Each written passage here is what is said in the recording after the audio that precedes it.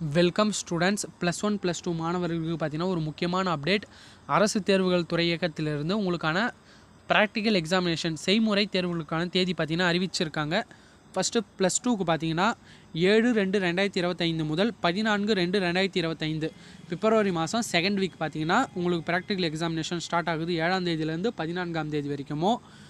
+1க்கு பார்த்தீங்கன்னா பிப்ரவரி மாதம் தேர்ட் வீக்லேருந்து 15/2/2025 21/2/2025 இந்த ரேஞ்சுக்குள்ளே பார்த்தீங்கன்னா உங்களுக்கு எக்ஸாம்ஸ் வந்து நடக்க போகுது. அன்னைக்கு எந்தெந்த எக்ஸாம்ஸ் நடக்கும் அப்படின்னு கேட்டிங்கன்னா அது உங்கள் ஸ்கூல்ஸ் மூலிமா பார்த்தீங்கன்னா உங்களுக்கு தெரிவிப்பாங்க.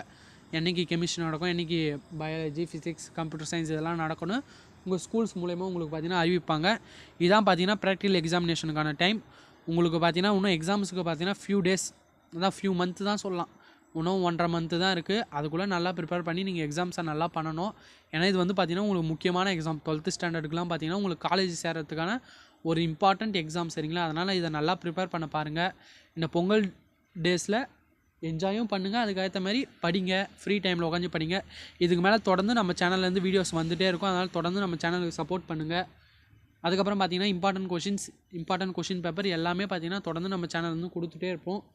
மறக்காமல் இந்த வீடியோவுக்கு லைக் போடுங்க, உங்கள் ஃப்ரெண்ட்ஸுக்கெலாம் ஷேர் பண்ணுங்கள். ப்ராக்டிக்கலுக்கும் படிக்க ஆரம்பிச்சிருங்க இந்த லீவ் டேஸ்லேயே. ஏன்னா ப்ராக்டிகல்ஸ்க்கும் நீங்கள் வந்து நல்லபடியாக ஸ்கோர் பண்ணணும். ப்ராக்டிகல்ஸுக்கும் மார்க்ஸ் இருக்குது, அதனால் கொஞ்சம் தெளிவாக படிக்க ஆரம்பிங்க. Okay students, thank you.